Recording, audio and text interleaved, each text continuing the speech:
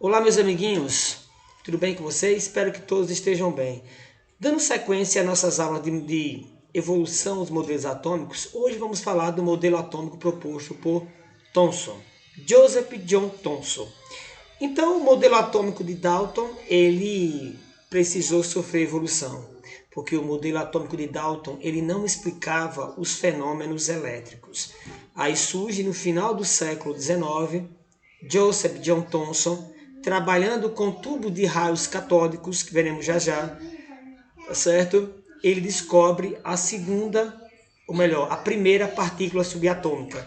E a partir daí, o átomo passa a ser divisível. Vamos agora, inicialmente, verificar quais são as características desse modelo proposto por Thomson no final do século XIX. Acompanhem comigo na tela, por favor. As características são o seguinte: o átomo ele é esférico, porém agora não maciço, tá certo? Ele é divisível, porque já possui uma carga, ele possui já uma partícula na estrutura, que são os elétrons, tá certo? Esse átomo ele é eletricamente neutro, devido às cargas negativas, que são os elétrons, que estão espalhados por toda a extensão do átomo, que é uma esfera positiva. Então, recapitulando, o átomo é mais ou menos isso aqui, uma esfera, tá certo?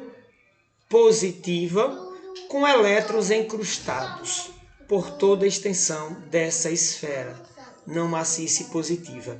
É tanto que alguns autores assemelham ao pudim com passas, onde a massa do pudim é essa esfera positiva não maciça, e os elétrons incrustados seriam as passas.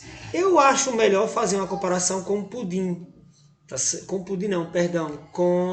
um panetone, onde a massa do panetone é essa esfera positiva. Esse panetone aí que vocês estão observando, ele tem umas gotinhas de chocolate na estrutura, tá certo? Então, essas gotículas de chocolate aí é como se fosse os elétrons distribuídos por toda a extensão da massa do panetone, que é a esfera não maciça positiva. Então, tá aí para vocês as características desse modelo proposto por Joseph John Thomson no final do século XIX. Ok? Vamos ver qual foi a sua base experimental. A base experimental para o modelo dele é a descoberta ele descobriu os elétrons, claro, através do estudo do tubo de raios catódicos. Que são esses tubos aí, pessoal? Que são os precursores, né, daquelas TV de tubão e também das lâmpadas fluorescentes. Então você tem um tubo aqui, dentro desse tubo tem um gás a baixa pressão, um gás rarefeito, e tem uma película, vocês estão vendo aqui, ó, um pouco esverdeada, que é uma tela fluorescente. Porque quando os raios saíssem de um polo para o outro, como não dá para enxergar essa radiação, mas a radiação tocando nessa lâminazinha fluorescente começa a brilhar e você consegue ver o trajeto. Muito bem. Por que é chamado de tubos de raios catódicos? Porque eles saem do cátodo, são emanados do cátodo, o cátodo, que nada mais é do que o polo negativo aqui para esse experimento. Polo negativo e aqui o polo positivo. E aí o feixe de raios catódicos, quando aplicamos uma diferença de potencial, aqui são os eletrodos, beleza? Quando aplicamos uma diferença de potencial em torno de 1000 volts, começa a surgir, né, começa a surgir um fluxo luminoso, que é verificado porque ele toca nessa chapa fluorescente.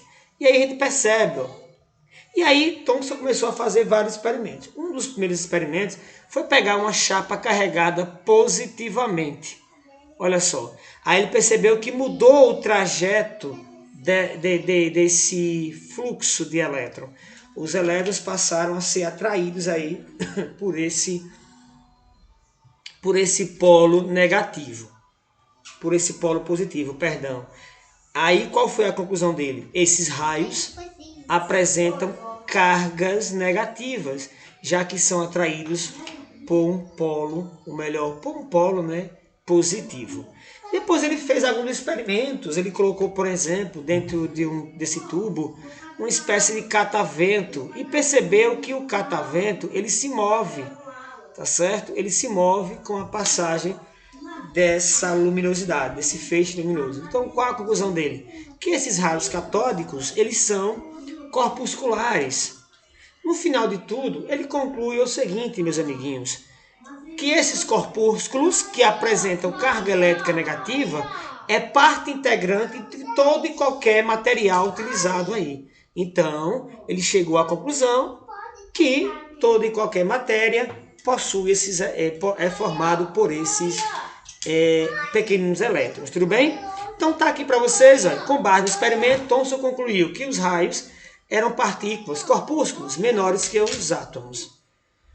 Os raios apresentavam carga elétrica negativa. Essas partículas foram denominadas de elétrons, tudo bem? Por que foi abandonado? Abandonado entre aspas, na realidade ele sofreu evolução. Porque o modelo de Thomson, por exemplo, o modelo de Dalton, serve muito bem para explicar as transformações químicas. O modelo atômico de Thomson serve para explicar os fenômenos elétricos muito bem até hoje. Então a gente não pode dizer que foi abandonado entre aspas, porque ele sofreu evolução por conta do experimento de Rutherford, tá certo? Rutherford cria um modelo semelhante ao sistema planetário, que nós veremos na próxima aula. Um abração, até mais. Fui, viu? Que Deus abençoe a todos.